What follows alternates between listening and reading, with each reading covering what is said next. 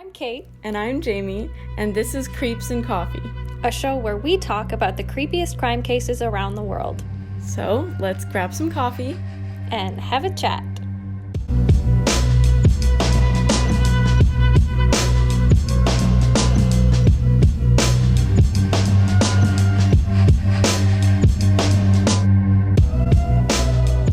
Welcome back again. It's not Halloween anymore. Sadly. I wish. I was gonna say, when is this? It's November. Never mind. But hey, nice. Christmas is coming up. Also, Thanksgiving for our American listeners. Oh, yeah. Happy... Not Canadian. Nope, not Canadian. Happy That was a American month ago. Thanksgiving.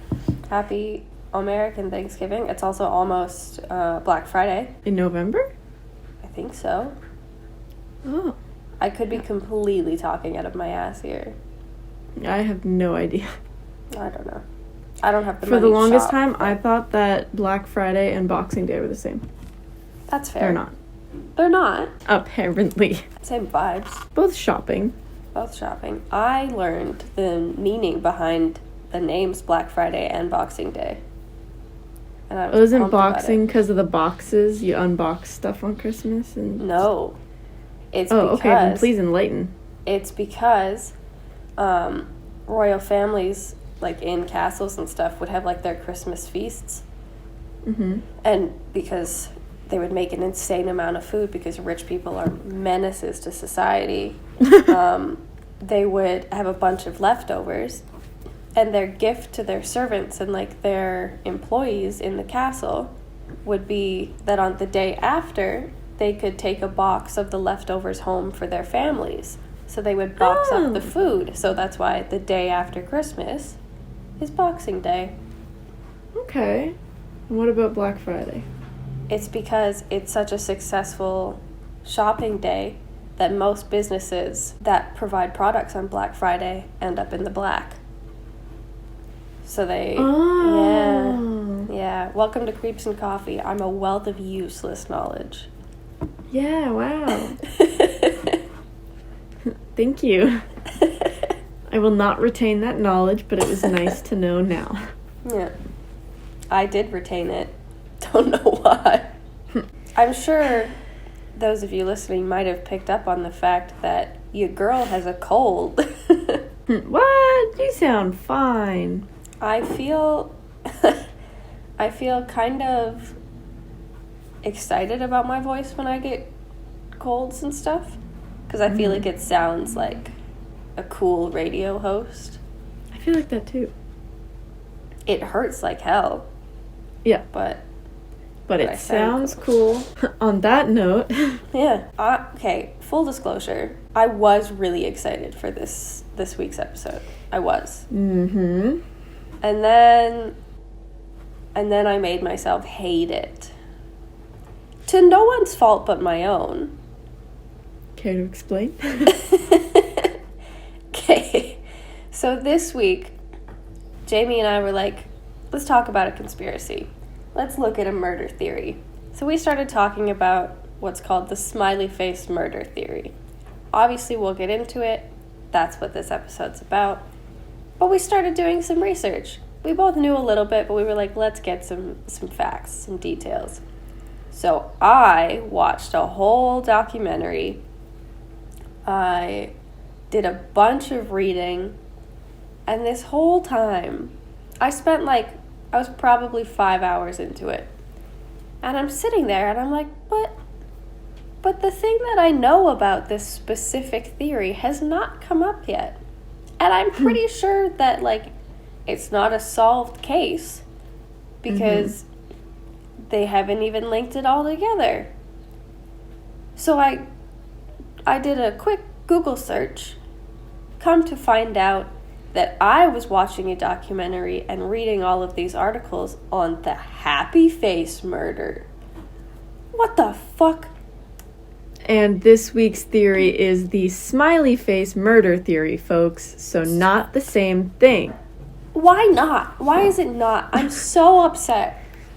We will do that as a different episode because you put in so much work and effort. I feel like it should. I took so many notes. Yeah. I was so prepared. Like, the most well-prepared I've been for any episode we've done. And it wasn't even the right goddamn theory. So on that note, I want to explain the different ones, not to be confused with. May I? Please. Which I wish I had written before you did this. Me too. So we are working on today the smiley face murder theory. Meanwhile, there is the serial killer called like the smiley face killer who used a smiley face symbol on his letters to police and prosecutors, Keith Hunter Jefferson. Jefferson. Yep. Jefferson. Gypsum Miles. There's also a different serial killer, Robert Lee Yates, who used plastic bags with a smiley face printed on them to cover the heads of his victims. Also a different guy. Surprisingly, I did not stumble on him. Good. just Gypsum boy. And then, so ours isn't necessarily a specific serial killer. It's just a theory created by two retired detectives. There's also a movie loosely based off of it. It is a 2020 American slasher film called Smiley Face Killers.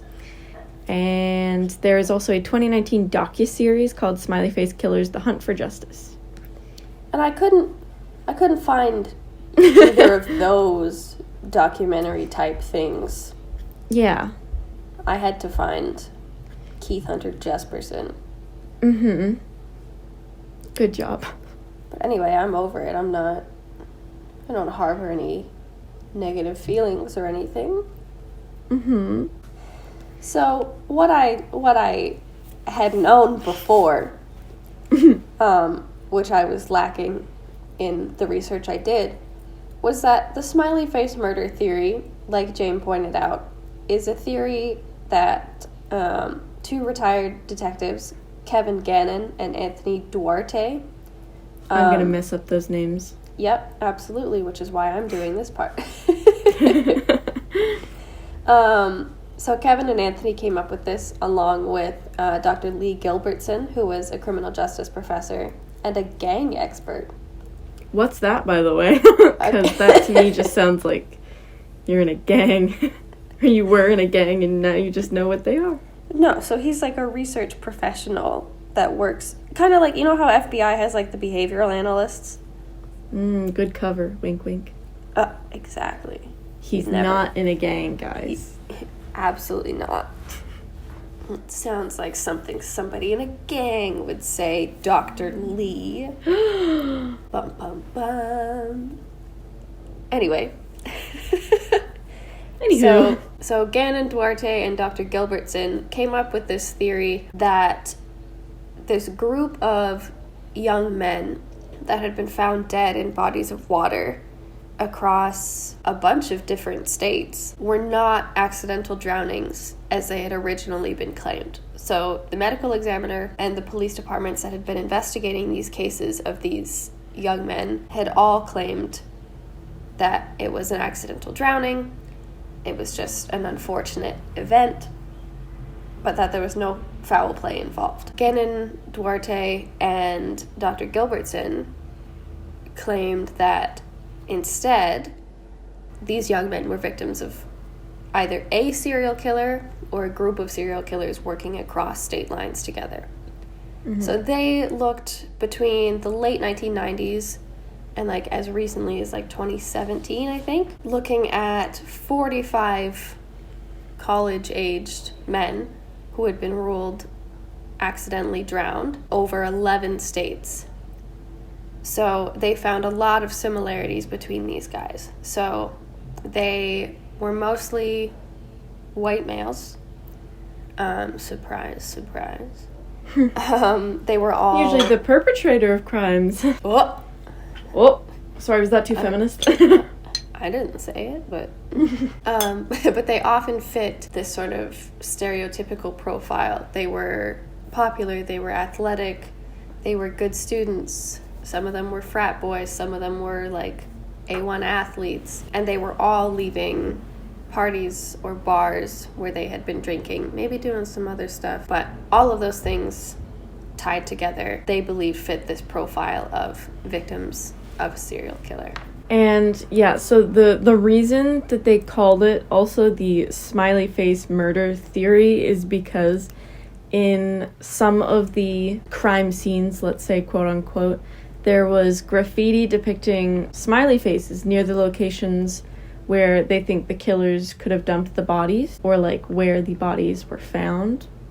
And I think one of the reasons that it was sort of like only considered a theory is because it's not at all of the places. It's only at some of the crime scenes.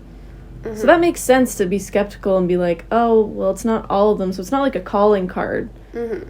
It's not like... It's not a signature. Yeah, that's a good word, yeah. I've been watching a lot of Criminal Minds. I can see Again. that, yeah. So yeah, how do you say their names again? Gannon Duarte. Duarte. I was going to say Durant. Gannon and Duarte claim that these spray-painted faces also are... Yeah, that's the thing. They're always spray-painted. Like, they can't be, like, chalk or, like... Yeah. I don't know. Are there other types of graffiti? Yeah, and they Clearly, think... I get out a lot. No comment. They think that they're, like, supposed to be, like, a grim message or, like, that they're taunting the police. And another reason people also kind of disregarded this fact is that graffiti is, like, everywhere. If you've ever been to, like, a big city, you see all different types of graffiti. If you walk down the street near where I live, there's, like, an octopus on the wall. I love like, that. People just do graffiti, and there's, like, an angel, and, like, I feel like smiley faces is very common, which is... I'm open to this theory, but I also do think that the police had a point when they were like, but that's common, so... Yeah, I feel like you could make the same argument for, like, penises spray-painted everywhere. You know what I mean? Yeah. Like, yeah, exactly. Like, it doesn't mean it's a cult's calling card to be like, the we did this crime. Killers. It's some 13-year-old kid going, hey, you wanna go graffiti this? I found a spray paint can in my dad's garage. Exactly. But yeah, Gannon, is that how you say his name again? Gannon? Mm-hmm. Like Cannon? Mm-hmm. Gannon also wrote a textbook case study on the subject. It was called Case Studies in Drowning Forensics. It's fascinating. I think, yeah, I would love to, like, read it in depth, because I love forensic science. I'm just not smart enough to do it. So, in Gannon's case study, he talked a lot about the belief behind the theory. So, like I said, this profile is that they're athletic, successful students, they're well-liked, they're popular. So it seems to be that there's what we call an unknown subject. Oh. That is targeting these men, because they're probably not those things. They're not popular, they're not athletic, they're not successful. So they are maybe motivated by jealousy, maybe motivated by spite, which, you know what? I don't condone murder, but I understand being motivated by spite. I get it. Me too. So what sort of led them to this thought is that it wasn't always just alcohol found in the systems of these men that were believed to be accidentally drowned. So Gannon and Duarte told interviewers that they believed a lot of these young men were drugged. So it could be GHB, like a date rape sort of thing. But toxicology reports after the autopsy found that in at least 2 of the cases, there were unexplained drugs found in the victim's system. Which is a bit suspicious. It's absolutely suspicious, but here's me playing devil's advocate here. These are college-aged men at parties. Also fair. They are probably not telling their families and stuff that they're doing these drugs. Hi, like, Mom, I'm on crystal meth. Exactly. Like, and a lot of them are, like, successful athletes. Like, here's the thing. The hottest guy that I went to school with in high school went on to play football in university. Like, super nice guy, so attractive, like super athletic, well liked by everybody, fits this profile to a T. Mm-hmm. But he was off almost every weekend doing coke at parties. Oh my God. And I know that because I was friends with other people that went to school with him. Like, Yeah. so to his family, that's probably an unexplained drug in his system if he were to be found. Steroids. Or exactly. That wouldn't surprise me. But, you know what I mean? Like, those are things that, obviously nobody's doing a date rape drug for fun. Yes. So if that's what's coming up in their systems, it doesn't say what the toxicology report says because obviously that's confidential information. Mm-hmm. But if stuff like that is popping up, it could be unexplained or it could be college kids at a party. And if it's only in 2 out of 45 cases, I don't necessarily know if that's a credible enough percentage to use that in the theory. But Yeah. I digress. I mean, I also do, like, I definitely see the skepticism in this, but also how common is it to have multiple dead white college male students drowning accidentally after going to a party and ingesting alcohol and or drugs? How common is that? Like, I didn't think it was that common to say within, like, 20, 30 years, 45-ish dead bodies. I don't know, it just tweaks a little something, like, not necessarily it's a serial killer, because that's also a long time for a serial killer to be active. But maybe there is something suspicious going on. What are your thoughts? My first thought is that you said drowning. Drowning? Oh, wait, what is the... Well, one has a D in it. How do you... Drowning. Drowning? Is it a Canadian accent, or am I just dumb? I think it's a maritime accent. Because you said drowning. I just wanted to point that out because that made me laugh. I'm gonna move. I am gonna move. Yes, you are. Not that Alberta's much better, but...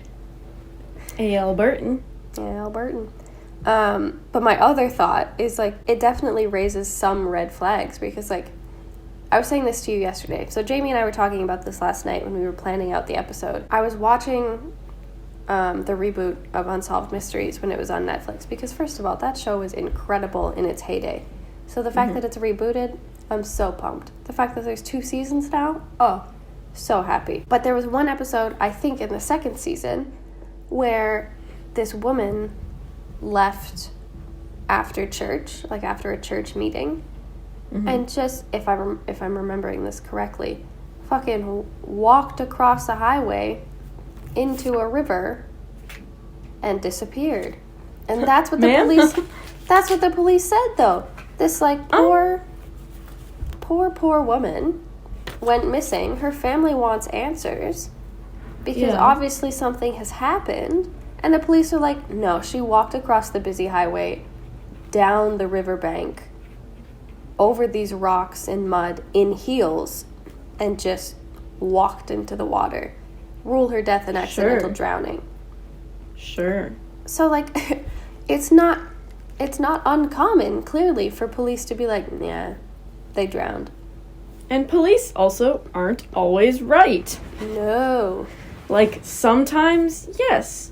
But sometimes cases are swept under the rug, or there's a bias, or racism, or people don't care, classism, sexism. There's lots of reasons, like, cases go unsolved, like, lack of resources, not enough money, like... Well, that's the thing, and it's not that I'm defending the police here, don't get me wrong, because it's a flawed system.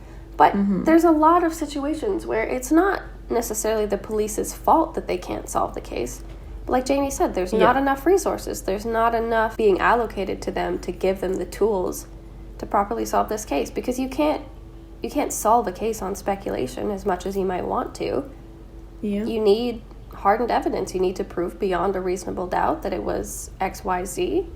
And sometimes you just don't have the opportunity to do that. I think this might be in some of these cases, I think that's why they were ruled accidental drownings. Which is really sad. It's so sad. Because it's like, imagine being the parent, the child that you love, that you took care of, hopefully for like maybe 18, 19 years, hopefully treated well.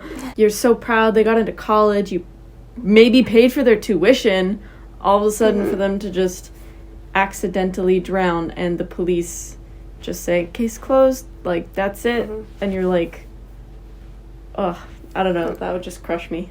Just the thought of it breaks my heart. Yeah. And, like, we talked about this in the Halloween episode. I'm terrified of water to begin with.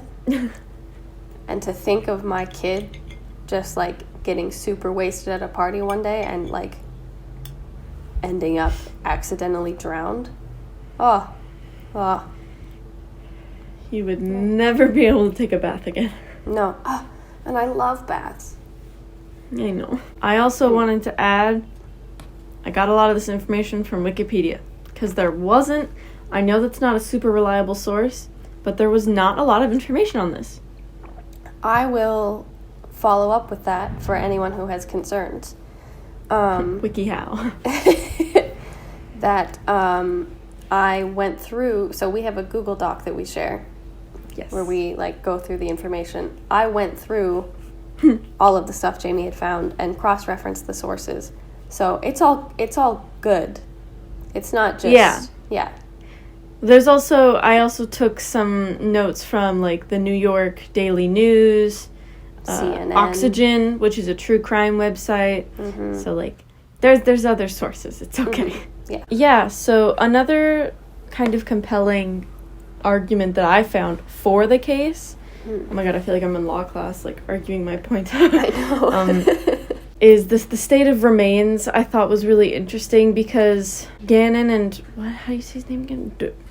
Duarte concluded that the victims' remains were inconsistent with the original investigators' conclusions, which I thought was a little weird. So it says that they, like, died from an accidental or undetermined drowning. So one example. Bullshit. That was beautiful. Thank you. So one example they give is 23-year-old Dakota James was found by police in the Ohio River, and it said his body had experienced minimal deterioration, but he had been missing for 40 days. So where was he for those 40 days? First of all, okay, I want to dive into this before we talk about the next example.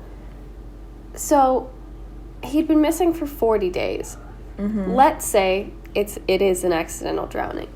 Let's say it happened the night he went missing, he drowned, whatever. That you do not experience minimal deterioration if your body has been in water for 40 days. That's over a month. Like, I get all pruny after being in the shower for 20 minutes, like. But it's not just like, like, your skin gets all pruny and shriveled. It starts to discolor.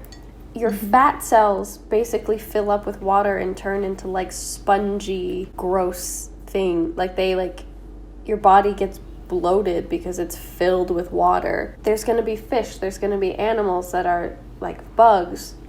Stuff that are as disturbing as it is, like, feeding on your body. You're not going to experience minimal deterioration. Even if it's, like, one part of your body in the water, which is not how drowning works unless that part of your body is your face. Yeah. But that's a whole other... I was reading a story once. Sorry, this is a slight side note. It might have been Dyatlov Pass. I don't remember. But some guy that went missing in the water, and they found his body face down in the water, and the fish had eaten his tongue. Oh, that's nice. It's a delicacy. Sorry, I just had to... It's okay. But yeah, so that was definitely an interesting, like, question. And also it's like, okay, maybe he didn't drown on the first day. Well, then where was he for those 40 days? Was he being held against his will? Was he out at a sex cult doing drugs? Like, what? There's still something to be said about him being missing. And unfortunately, we probably will never know where he was because he's not around to tell us. That is true. And another example that the two men give is that, so there was a 24-year-old, Tommy Booth, who went missing, and his remains were found in a previously searched creek in full rigor mortis, which it says normally, how do you say, dissipates within 24 to 36 hours after death, but he was found after 2 weeks. In a river that had been, or a creek that already had been searched by the police. Again, where was he? Where's this missing time? It doesn't really add up. Maybe these two are just straight up from being murdered, and they're not connected to this theory at all, but that's still something that the police should investigate, or that isn't a natural accidental drowning. Well, I think that's the thing that, like, in all of the discussions I was reading on, like, subreddits and, like, discussion posts and stuff about this theory, people forget to mention that, like, even if this is not the work of a serial killer, some of these young men were straight up murdered, and no one is talking about it. It doesn't matter if it was a serial killer. This is suspicious. And, like, they deserve justice, even if it's not tied to a serial killer. They deserve answers. Their family deserves answers. Yeah. Like, that's so messed up. That's kind of sad. Not kind of, that's sad. It's very sad. But unfortunately, like we've said, these retired detectives have not been taken seriously by the police and other investigators, and that's why it's technically only called a theory, because they're not legally allowed to open an investigation and stuff. Gannon basically said, like we've kind of talked about, that they believe that these young men are being sort of lured away by an unsub, being abducted by people at these bars, at these parties, that they're being held for a period of time and then thrown to the water. Whether that's them being drowned there, being killed somewhere else, and their bodies being left there. Because, like, some of this seems staged, like talking about Tommy Booth. Like, his remains were found after it was searched.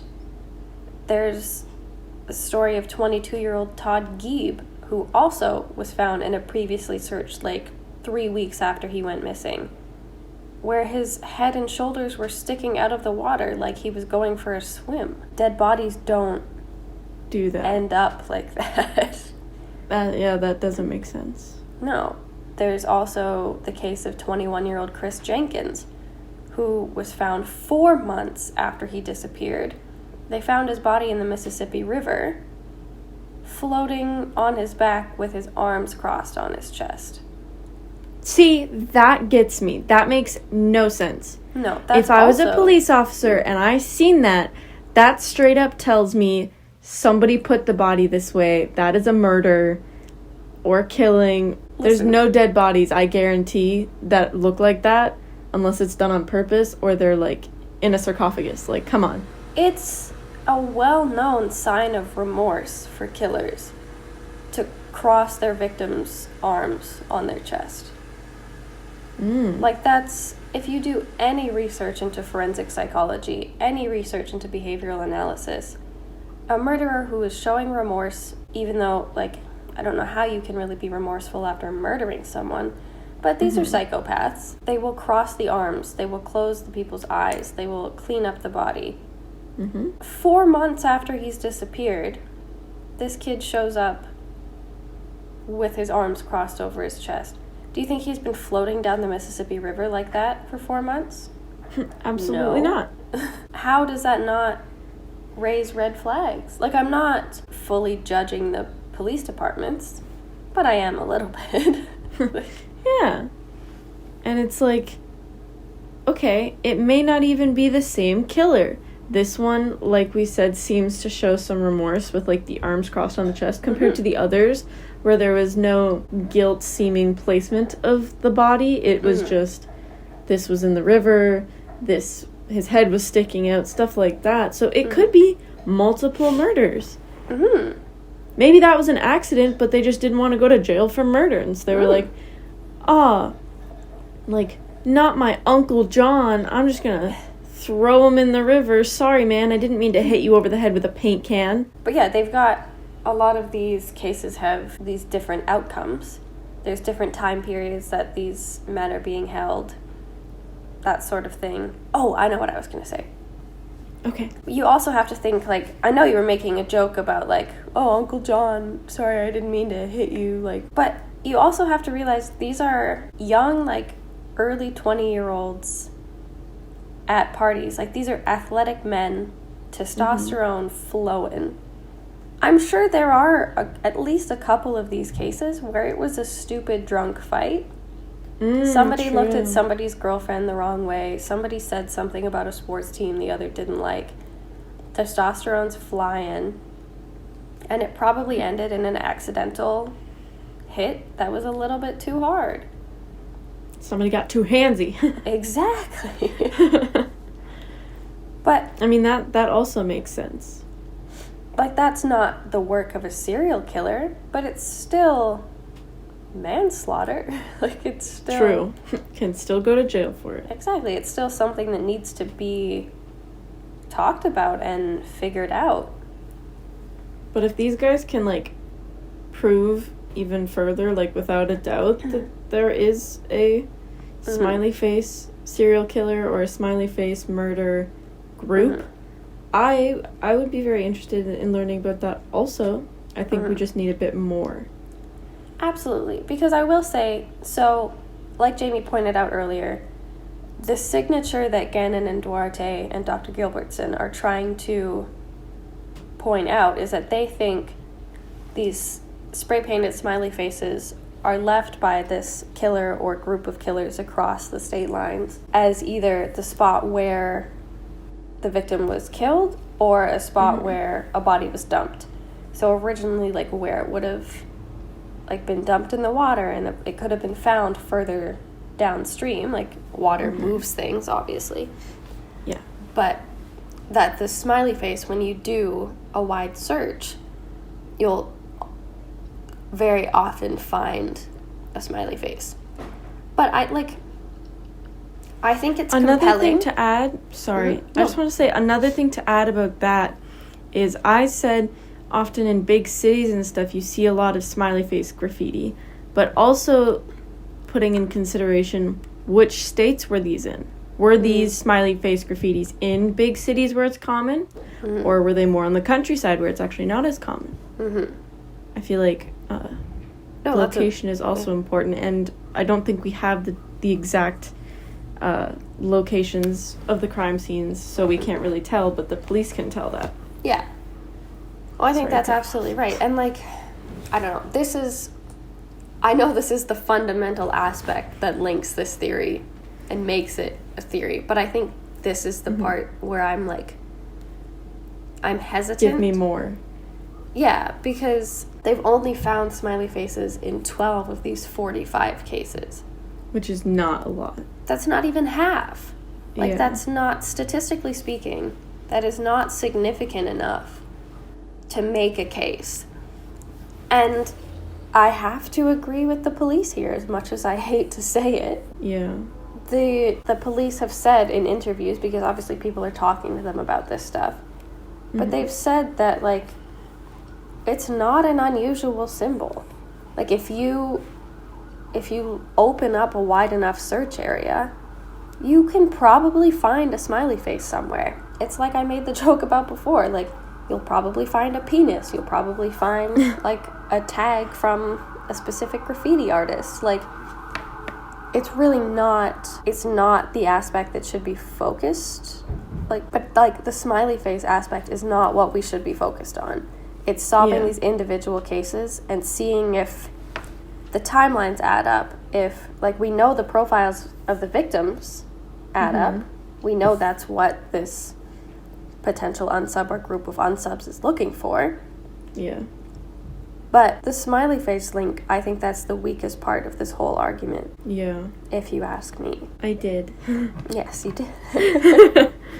Also, every time you say unsub, it makes me think you're talking about incels.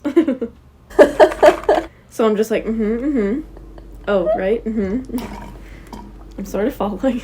That's very reminiscent of my student describing bloodhounds as hellhounds. Also, I wanted to tell you, and you can keep this in the podcast if you want, because this is our shortest podcast yet. I always listen to our podcasts, because I'm weird like that, and I always listen until the very end, because I want to make sure I listen to every second of it.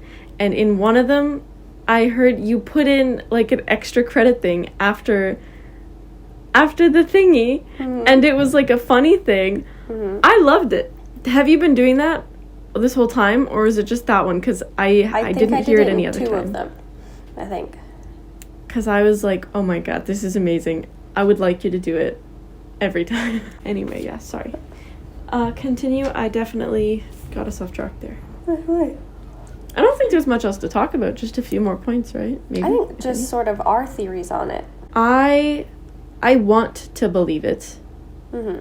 Because it definitely seems suspicious with how similar all of the victims are. And I don't know, it just, my intuition tells me something funky's going on. It may not be a serial killer or, like a group of cults or whatever, but I do think there's something off, and I don't think that they're all accidental drownings. Honestly, out of like the 45, I'm thinking maybe 5 of them were accidental. Because like, how often do you hear of accidental drownings of athletic young men? Yeah. No, I agree. I think it's not a significantly common type of death. I hope it's not anyway. Me too. As someone who is perpetually clumsy and can't swim, I will tell you guys right now that if I come up accidentally drowned, that's probably what happened. Yes. But if I come up accidentally drowned, as someone who swam my whole life, was a swimming instructor, and trained to be a lifeguard, I did not accidentally drown. Someone killed me. Like, definitely check that. So now we know. When one of us gets murdered, kill me, it's up to our listeners. If you kill me, Kate, at least don't drown me. Find a different way. I would be smarter than that. I know you would. But no, I agree. Like, it's really not all that common, and for it to be all the same type of people that it's happening to. But I would also be interested in seeing if they're going to latch onto this smiley face aspect of it. I would be interested to see if they widened the search, like if they widened the profile and looked at young women accidentally drowning, men of color, women of color. Would they find the same amount of smiley faces? Would they find more? Would they find less? Would they find any at all? Because then, depending on what they find, that could give more credence to the smiley face aspect of it. Yeah. You know what I mean? Should also think about whether they necessarily, the police initially investigating these crimes, if they noticed or thought there was any significance towards the graffiti. Because if they didn't, and they didn't say that there was like a smiley face or whatever, if the police later want to go back and investigate the crime scene again, or like revisit the case, what if the graffiti's been covered up? Yeah, there's no way of tracking. There's no way of knowing, which is also, I think, another thing that should be taken into consideration. The police department, are you taking notes? Yeah. The investigation bureau, are you listening? Listen to us. Do you want to hire us? Bachelors of Arts. We have no prior experience. None at all. But we like true crime, so. Yeah, I think we've gone over most of the points that are significant and relevant to the case, but there is one other thing I wanted to discuss. I think I read this in an article that was a response to the case study that Kevin Gannon and Dr. Gilbertson wrote. Mm-hmm. And I thought it was a really compelling thing to sort of discuss, and it was about the victims in general. So a lot of the victims and the victims' family, well, not a lot, some of the victims' families have fully found comfort and sort of a peace and a motivation in Gannon and Duarte's theory, because it gives them, they knew something didn't feel right about the death of their son, their nephew, their brother, their loved one. Mm-hmm. And having this person or these people basically publish papers saying, we believe that there's something more to this, we believe there's something fishy, that something could be wrong, that makes them feel validated. And it gives them a reason to keep trying to find answers. Mm-hmm. And that's amazing. That's great for them. But I think we also have to realize that these are 45 families. The majority of them just want to move on. Mm-hmm. They have come to terms with this accidental drowning ruling. Mm-hmm. They don't want to keep doing autopsies on their loved ones. They don't want to keep talking about how they died. They want to be able to put them to rest. And I think what's shitty about theories like this that sort of get latched onto on the internet is that people think they have a right to keep bringing it up and to keep telling these police officers that they were wrong and that they need to keep investigating. And there's so many of these people that are consistently telling these families that they need to, like, that they're basically disrespecting their family members, or that they're, like, that they don't care enough and stuff like that. Like, these people just want peace. They don't want to be linked into this serial killer theory. They just want to put their loved ones to rest. Mm-hmm. And I think that is such an important thing to note when you talk about something like this, is that this is all a theory. That's what it is. And some of these families agree, some of them don't. The ones that don't, leave them out of it. Like, they don't need to have their family members dragged into it. They don't need to have the cases and the details discussed. Like, that doesn't help anybody. It doesn't help them. It doesn't help the loved one that has passed, because it's not going to bring them back. Having full-fledged discussions and arguments isn't going to bring back these lives that were lost.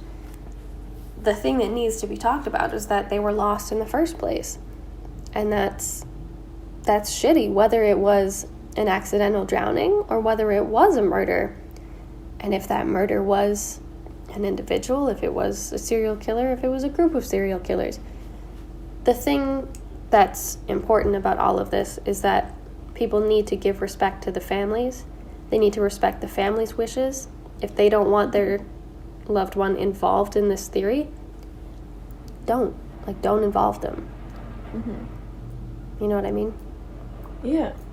I just think, like, the true crime community as a whole can be so toxic sometimes, because, like, there's not as much empathy. It's like they feel like they're, like, these internet sleuths feel like they're reading stories and solving fictional stories, but these are real people whose lives were lost, and that their loss has left an impact. If someone doesn't want the details discussed, if they don't want to keep bringing it up, like, just because you're interested in a theory, or just because you're interested in a murder, like, that doesn't give you the right to go out of your way to harass these families, to make these ridiculous claims. Like, and I'm not just talking about this case in general now, but, like, all of them. Like, the families don't owe you answers. Exactly. I'm gonna get off my soapbox now. Yeah. I think this is a super interesting theory. I think there's some merit to it, but I also think it is what it says. Like, it is a theory. It's not proven. It's not a definitive fact. But there's something to be said that some of these cases are a little suspicious. But hey, that's just a theory. A true crime theory. Shut if anyone the fuck gets that up. reference. Shut up. Do you get it? Yay! Stupid. My niche audience will understand. But Yeah. yeah, if you guys want to... Do you have anything else to say? I don't think so. Okay, me neither. I was going to say if you guys have anything else you want to discuss, or if you want to... Let us know what you think. Yeah, like, what you guys think. You can email us. Mm-hmm. You can message us on Instagram, or you can tweet us. Mm-hmm. I think that's all of our social media. Is there anything else? I don't think so. You can hop onto my Twitch stream and talk to me about it, James0727 on Twitch. I'll I probably will be there gladly too. talk. Yeah, exactly. We'll be there anyway. Yeah. As a final side note, I would like to shout out Forrest from Astonishing Legends for following me on Twitter. Follow me on Twitter. No. Also, psychic medium Jim Hunt, formerly of Knock Knock Ghost fame, for following the podcast and me on Twitter after giving me the most incredible reading I've ever received. Well, also the only reading, but one that made me sob. I can attest to that. She called me crying. I absolutely did. But yeah, we've on got... Halloween night. Yeah. But we've got... I don't know, I just, like... We're only 11 episodes in, and to have connections like this and, like, support from people like Astonishing Legends, like Jim Hunt, I don't know, it's just really nice. It's very promising, and I'm excited to keep this going. Yeah. Yeah. Go follow us on Twitter. Retweet everything, please. Please, because currently the only person that does is Jamie. Yes. Yeah. Gotta support myself. If no one else will. Yeah. All right, friends. Thanks for listening. Let us know what you think about the smiley face murder theory and not the happy face killer. Correct. That could be a different episode. It will be. It will be. All right, have a good rest of your week, friends. How do you say goodbye in French? Au revoir? There you go. I was gonna say adieu. No. Au revoir. Ciao.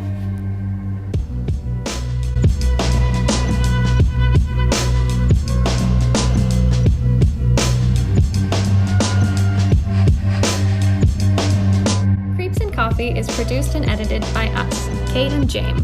Our theme music is Stuck in a Hole by Dated. For more information on where to find them, check out the link in our show notes. And to connect with us, follow us on Instagram and Twitter @Creeps and Coffee.